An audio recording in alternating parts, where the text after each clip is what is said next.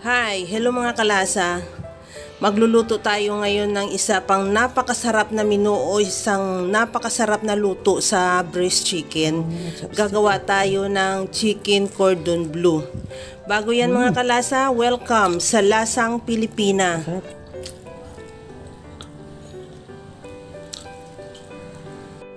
Hiwain ko muna sa gitna yung breast chicken. At panipisin natin, gamitan natin ng iron meat tenderizer. Habang ginagawa ko yan mga kalasa, kung bago ka pa lang sa aking channel, welcome! At huwag kalimutan mag-subscribe at i-click ang bell button para sa mga notification. At kung dati ka pa, welcome back!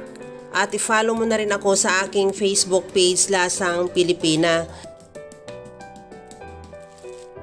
Okay na tong ating chicken, manipis na rin siya. Ilipat natin yan sa cling wrap. Lagyan natin ng cling wrap yung ating sangkalan. At timplahin na rin natin yung chicken. Lagyan natin ng asin at paminta.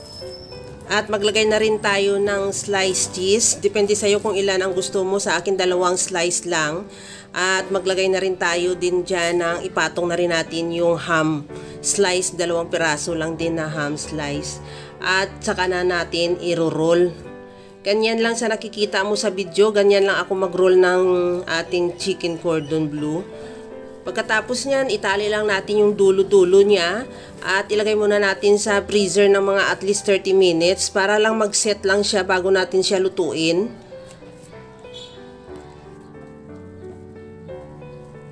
At habang naantay natin na mag-set yung ating chicken, maghanda na tayo ng ating mushroom.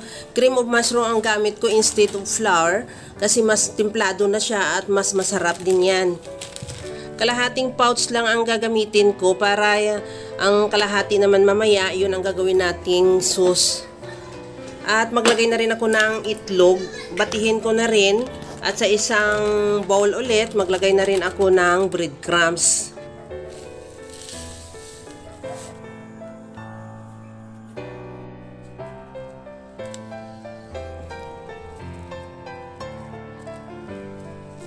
Okay na tong ating chicken.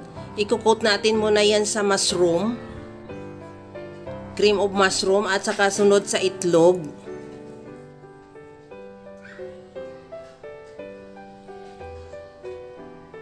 At isunod na rin yan sa breadcrumbs.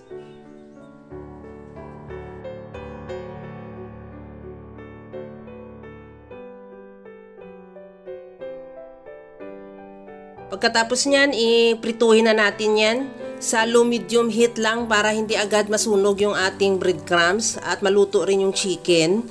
At pagka brown na yung kabilang side, baliktarin na rin hanggang sa maluto na lang din yung ating chicken.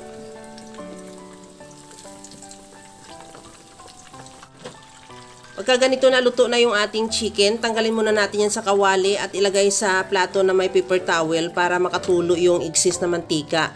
Saka na tayo, gagawa na rin tayo ng sauce. Yung tira na mga cream of mushroom dun sa ating ginamit kanina, ilagay na rin natin at idagdag na rin yung kalahating pouch na tinira natin. At lagyan ng tubig, tunawin. Ihalo lang hanggang sa matunaw yung cream of mushroom. At sa kawali naman, naglagay na ako ng butter. Tunawin lang. Pagka natunaw na yung butter, saka natin ilagay yung tinunaw natin na cream of mushroom.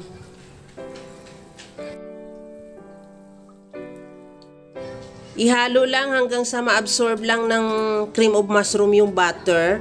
Pagka ganito na yung texture ng cream of mushroom natin, na ibig sabihin naluluto na siya, maglagay na tayo ng evaporated milk.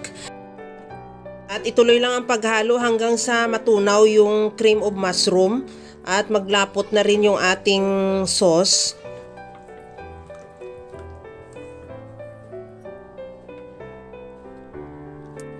Okay na tong ating sauce, i-set aside muna natin.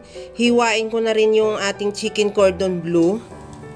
Wag lang masyadong manipis ang paghiwa. Kasi pagka manipis, talagang hindi siya natin mabuo, nadudurog.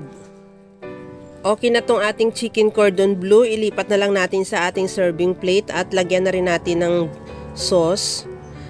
ready to serve na yan. Kaya mga kalasa, kung nagustuhan mo yung ating video, please like na lang at pakishare na rin sa inyong mga friends.